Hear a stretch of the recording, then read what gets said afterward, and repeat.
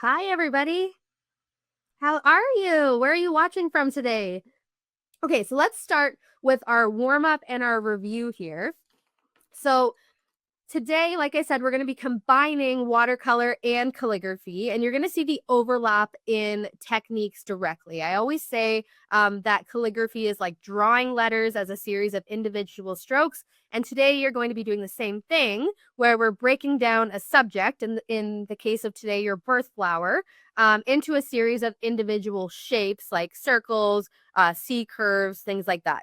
And then when you're writing your name in the modern calligraphy style using those same principles, you're definitely going to see the overlap. The prime difference between doing calligraphy and doing a line drawing is primarily speed. So with calligraphy, as you know, for the 75% of us that have taken my calligraphy workshops, speed is not of the essence when you're doing modern calligraphy. It's about being very slow and controlled. Whereas with drawing, you're kind of varying your speed, and moving faster actually gives you this, looser, more organic result. Whereas moving slow and controlled gives you more of a formulaic or less fluid result, which I've made a little note down here. When you're drawing with florals, you don't necessarily want them to look like architectural drawings. So it definitely is an interesting challenge to flip back and forth between using different muscle memory techniques for calligraphy versus for your line drawings and your painting. We're going to start with our coils. Again, these exercises here are not necessarily meant for you to trace. They're just to give you a starting off point. So I'm actually just going to flip my page so that I'm on the back side because I want more room to work with here. And I'm going to use my rollerball pen to start. And what we're doing with this coil shape is we're going in a circular motion and training your hand to move in the circular motion. If you just watch the way that my finger joints are moving, it's really going to help you draw and write literally anything to practice this one simple motion with your hand. It's also going to help you loosen up. So like I said, in calligraphy, when we do our coils, we're moving super slow. Whereas in drawing, when we do our coils, we're moving super fast. So let's try both today on the back side of our page. And we're going to start fast and we're going to fill, maybe 2 lines at the top of our page. And as you're moving fast, start to experiment with scale. You can overlap your coils. I'm going to start moving bigger. Now I'm going smaller. And the idea is to just start training your hand and building muscle memory. The reason that these warm-up exercises are so important for calligraphy and with drawing is that repetitive movement like this does build muscle memory. So these exercises are 100% essential to come back to. It's something when you're at work you can do on the side of your desk in your notebook while you're on the phone, and just really start training the muscle memory in your hands. So now, okay, we've done our sort of drawing warm-up fast, experimenting with scale, overlapping. Whereas when we are doing coils for calligraphy, we're trying to work on refined movement, slow and controlled. So as you can see, I am holding the pen the same way, no matter if I'm doing fast coils or if I start transitioning to slow. If you've never taken calligraphy before, there is sort of a way to hold your pen that gives you a little bit more control as you're making these refined movements. And that's your thumb and your index finger touching closer to the tip of your writing instrument with your middle finger supporting on the bottom. And now we're going to slow it down. And we're not going to overlap our coils. And this is training a completely different part of your muscle memory when it comes to skill building. So I really love combining the line drawing and calligraphy because it does kind of activate different parts of your brain. And it forces you to really be present and think about what you're creating. And so let's add another layer in here with our lovely breathing exercise that we're going to be doing a ton of in the part 4 mindfulness class in a couple of weeks. So anytime we're moving in an upward motion, we're going to breathe in. And then when we're moving down, we're going to breathe out. So let's breathe in on the upstroke together. Breathe in. Breathe out. Breathe in. Breathe out. Breathe in. Breathe out. Breathe in. Breathe out. So I would recommend doing these basic muscle memory building warm-ups for at least 5 minutes before you start any practice. it is going to do such a world of difference. It's probably very similar to if you've ever taken an exercise class, and they always stress the importance of warming up, or, warming up and then cooling down and doing a stretch, which I am notorious for not doing. I kind of just like to jump right into things. So again, I'm trying to build better habits for you. And I really would encourage, warming up your actual muscles and warming up your hands before you actually start your writing practice. So let's move on to the second page of our quick review here on putting those warm-ups into action. So as I mentioned, the combination of our C curves and our S curves can help you create things like leaves and petal shapes. So it's very simple to do this. For example, if you haven't taken part 1 yet, you wouldn't have seen how to draw this particular shape yet. But in essence, it's one C curve to start. So you always want to start with your center line. And then you want to create the center line for all of your leaves. That's another C curve, C curve, C curve, C curve. And then you're simply adding C curves on either side. And if you want to add a little bit more dimension, again, maybe I'll do an upstroke on one side, and then I'll press down on my flexible nib, and that way I get a thicker stroke on the other side. This is an S curve to add a little bit more shape to that leaf, which is always my preference.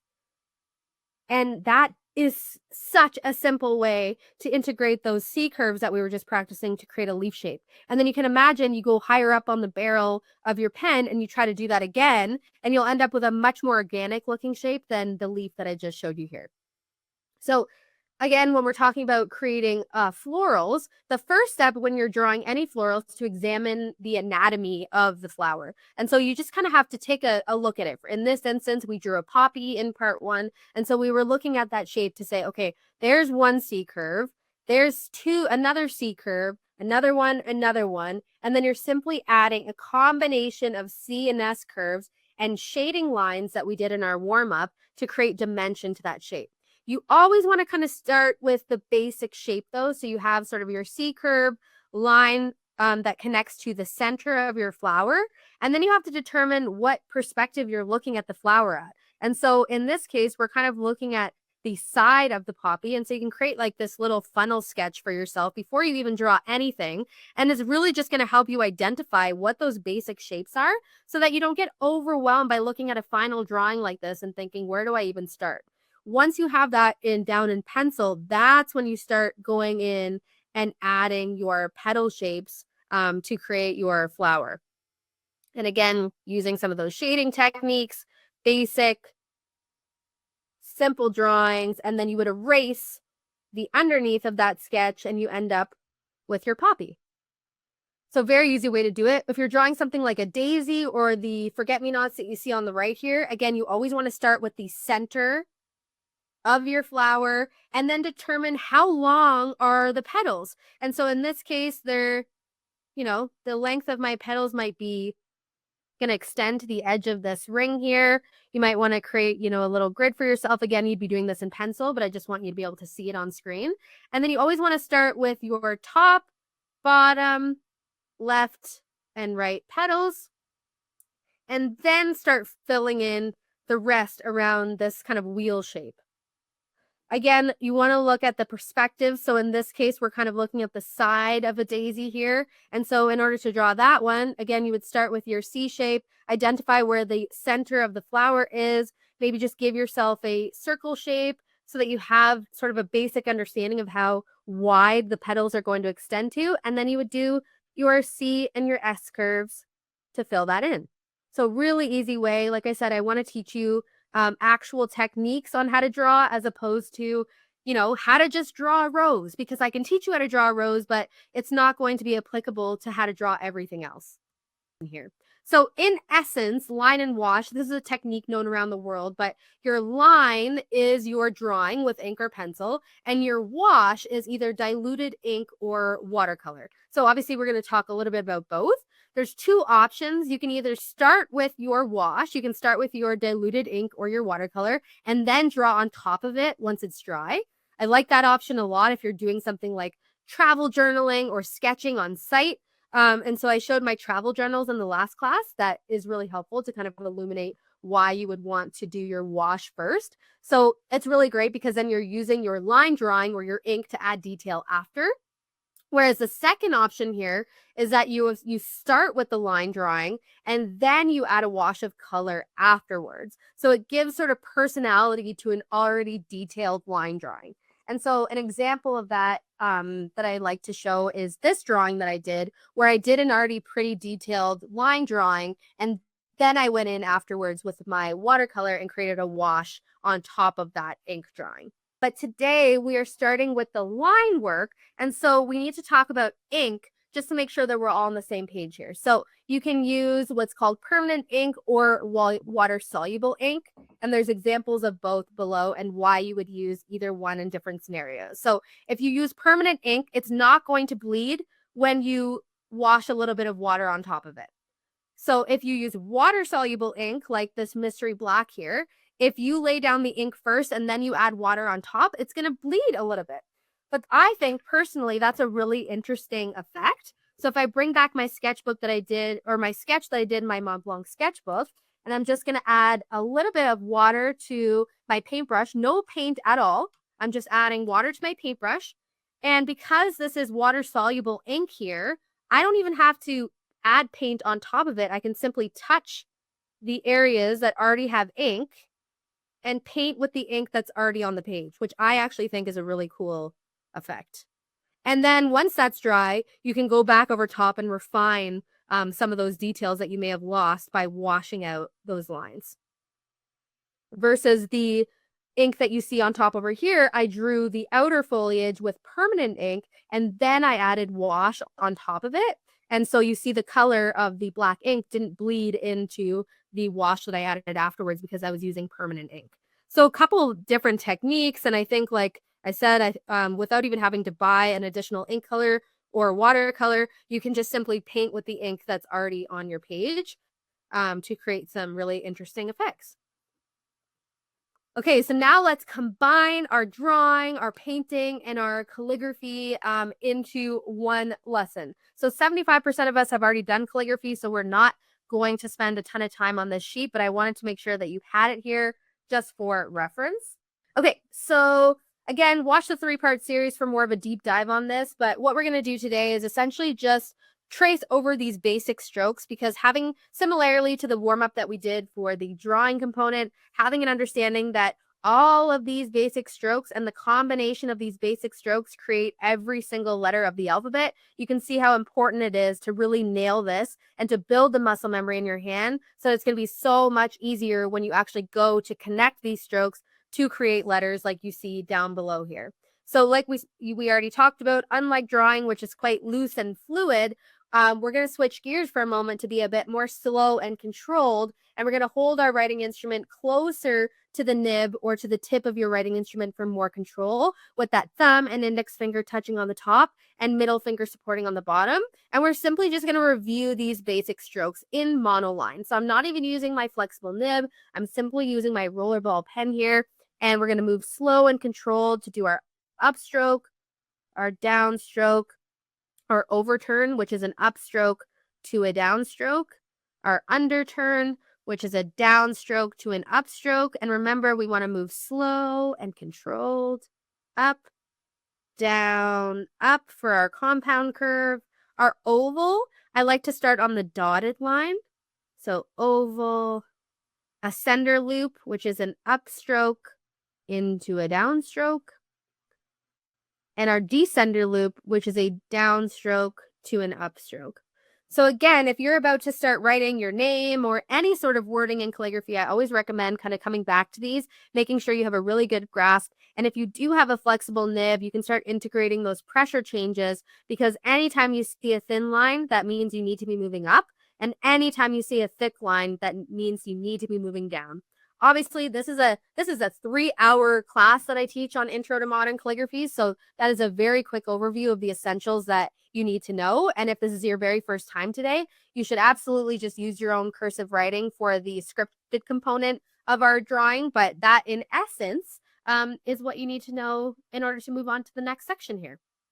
So first step in our next exercise, which is on this page of your workbook here, is we're going to find this sheet of paper in your workbook and you're going to choose your birth flower.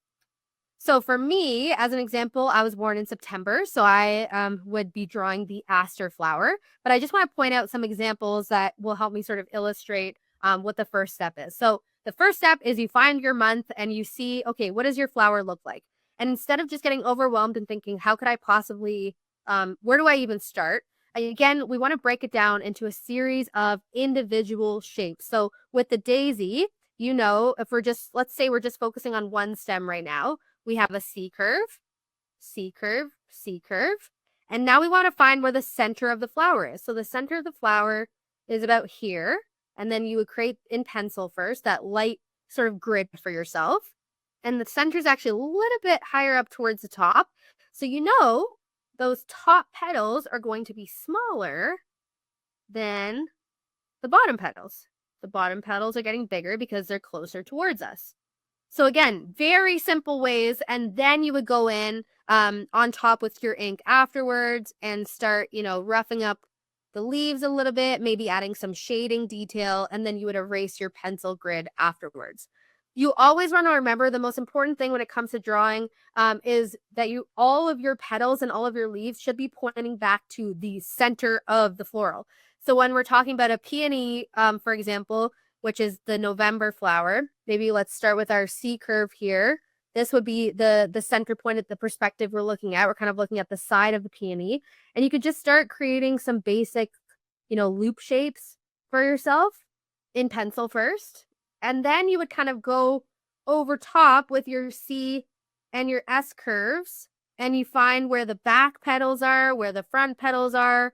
And it just makes it so much easier to just break it down into a series of individual strokes and shapes and perspective when you create these little grids for yourself first. So once you sort of have your sketch laid out, you know, you've done as much detail or as little detail as you want, depending on your personal style, then you would start thinking about your wash. So what color do you want to add to create a little pop of color on your florals here? So for me, like sometimes I don't even choose the realistic colors to the florals. Like if we're looking at holly, I think we'll all want to use green and red for the berries, which is totally fine. But for a poppy, there's lots of different colors of poppies. I think one of the most, you know, common shades is sort of this bright corally red. And so in the background here, I'm just mixing up a little bit of corally red watercolor. And we just start thinking about the wash. And I'm not covering, you know, every aspect of the poppy.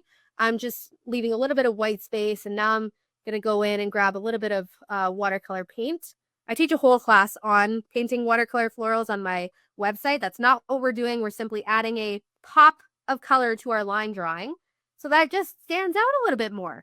And I think even just a simple little addition of color there looks really great. So the goal is that you're not filling in necessarily, like you see in my example on the right here, lots of white space. The idea is to just add a little pop of color to your drawings.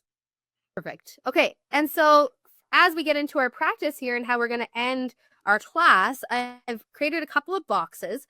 The first box is for you to practice drawing the basic shapes of your birth flower. So your birth flower was that peony. You would start with that C curve, identify where the center was, create your sort of outline for yourself so you know how tall and how wide the flower is. And then you can go over top.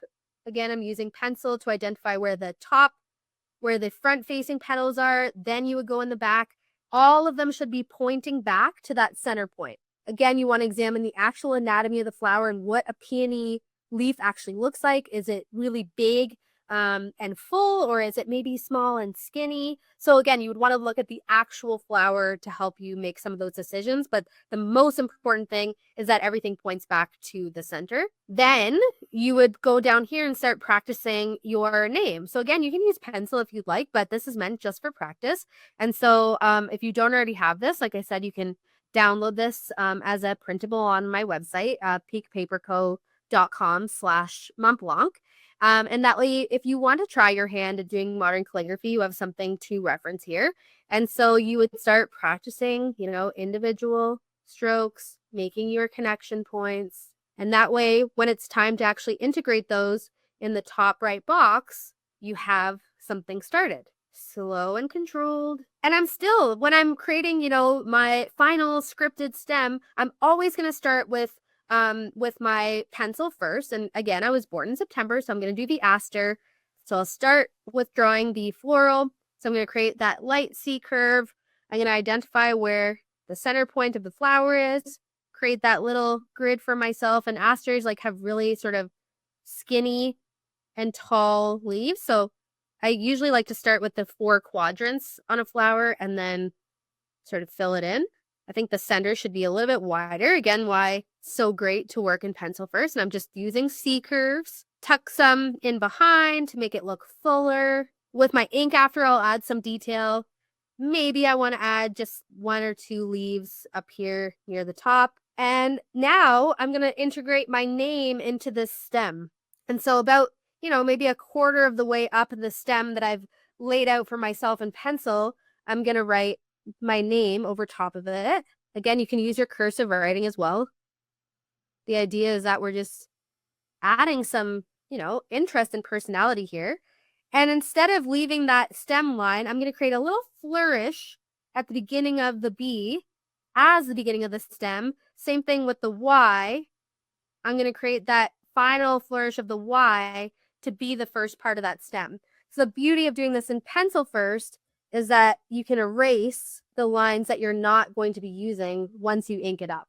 So the idea is once you have your pencil sketch in a way that you really like I don't like that flourish that I just did for the B, and so maybe I'm going to do a little something more subtle, and you're turning the stem of the flower into its own little work of art. And once you actually complete the wash component and adding sort of little bits of color, then you end up with this really, really beautiful effect. Another really simple way, we did this exercise in the last class where you're just laying down simple bits of wash and then adding a stem over top of that. And same thing, you're adding your wording into maybe just a couple of the stems. It's just a really, really simple and fun way to integrate calligraphy into your drawing. I love the idea of creating sort of multiple stems. And maybe if I was to actually redraw this, I wouldn't have curved it so much to the right. I feel like it's a bit off balance. So what I could also do is kind of add a little bit more visual weight over here and maybe show a side profile aster. Again, this is all going to come with time, but drawing in pencil first allows you to be able to make those decisions and then change them. So your homework obviously is to complete your own drawing of your birth flower with your calligraphy integrated into the stem, and maybe even all the other birth flowers of your family members with their names. It's actually something that I'm planning on offering as a custom commission for clients for Mother's Day, where I'm going to write the names of their family members with their birth flowers and do sort of this line and wash technique to make something really personalized, because I like to say everything I do in my business is handmade and heartfelt, and I feel like this is something that is so personalized and pretty unique to do a combination of calligraphy and watercolor and line drawing, and sort of a beautiful blend of everything that we've learned so far in this series. And see you all again in a couple of weeks. Thanks, everybody.